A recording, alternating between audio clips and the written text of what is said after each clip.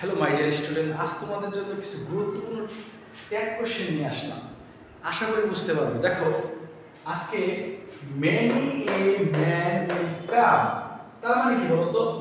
Many a man, এদিকে যেহেতু a man আছে সেহেতু একজন মানুষ বলা হয়েছে, ঠিক? আর যেহেতু এটা অক্সিলারি ভার্ব কি আছে বলতো? উইল। আর ট্যাগ কোশ্চেনে কি জানি? উইলের জন্য কি হয়? ওন্ট হয়। কি হয়? ওন্ট। আর মেনি এ ম্যানের জন্য কি হবে বলতো? A man. তার মানে এখানে হবে কি? হি। তোমরা আবার অনেক সময় মেনি দেখে এখানে দিয়ে দেওয়ার চেষ্টা করো না, তাহলে কিন্তু এটা ভুল হয়ে যাবে। কারণ এ ম্যান যেহেতু আছে সেহেতু এখানে কি হবে? হি হবে। আশা করি বুঝতে পারছো। এবার স্টাডি হার্ড টু সাকসিড, যদি বেশি পরিশ্রম করো তাহলে সাফল্য লাভ করবে। দেখো, স্টাডি হার্ড তার মানে কঠোর পরিশ্রম, টু সাকসিড তার মানে এখানে দেখা যাচ্ছে এই ভার্বটা কিন্তু আগে আছে, তার মানে কি? এটা ইম্পারেটিভ সেন্টেন্স। আর ইম্পারেটিভ সেন্টেন্সে কি হয় বলতো? ইম্পারেটিভ সেন্টেন্সে কি হয়? কি হবে আমরা জানি? Will you, double I double L you. Imperative sentence হলে তুমি কি দেবা বলতো? উইল ইউ দিবা। এবার দেখো পরে কি আছে? নো দা সুনার দা বেটার, যত দ্রুত শুরু করবা তত দ্রুত শেষ করতে পারবা বা তত ভালো হবে। তাহলে এইরকম যখন আমরা করতে পারি তাহলে এর সাথে আমরা কি ট্যাগ অ্যাড করতে পারি? ইজেন্ট ইট, তাই কি? এজন্য এখানে কি হবে বলতো?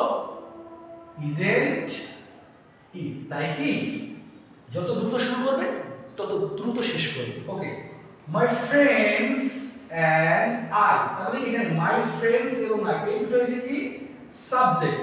আর হার্ডলি শব্দটা কি আছে বলতো? নেগেটিভ অর্থ বোঝাবে। তার মানে ট্যাগ কোশ্চেনটা কি হবে? আমার পজিটিভ হবে। আর এটা যদি ভার্ব আছে কি বলতো? গো। তাই গোর জন্য আমরা এখানে কি লিখতে পারি? গো যেহেতু V1 আছে এজন্য আমরা এখানে কি দিব? ডু দিব। ডোন্ট কেন দিব না? কারণ এখানে এই সেন্টেন্সটা কি আছে বলতো? হার্ডলি আছে। হার্ডলি অর্থ কি বোঝায়? নেগেটিভ অর্থ বোঝায়। তাহলে কি হবে? এন্টি হবে না, তাহলে ডু। গোর জন্য আমরা কি দিলাম? V1 এর জন্য কি দিলাম? ডু দিলাম।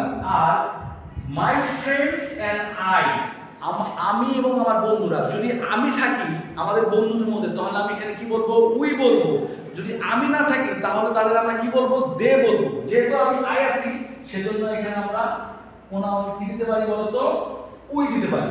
আশা করি বুঝতে পারছো। এবার দেখো পরে কি আছে বলো? Good bye. আমরা যদি কাউকে বিদায় বলতে কি বলি? গুড বাই বলি।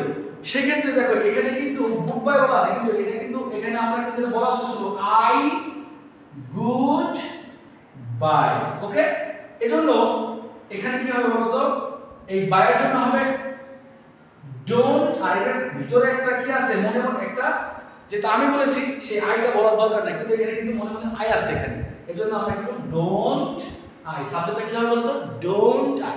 আমরা কখনো বলি না আই গুড বাই, আমরা সবসময় সংক্ষেপে কি বলি? Good bye. আর যেহেতু আমরা ট্যাগ কোশ্চেন করব, এটা ট্যাগটা হবে ডোন্ট আর সাবজেক্টটা ধরতে হবে কি? আই। আশা করি বুঝতে পারছো। ধন্যবাদ সবাইকে।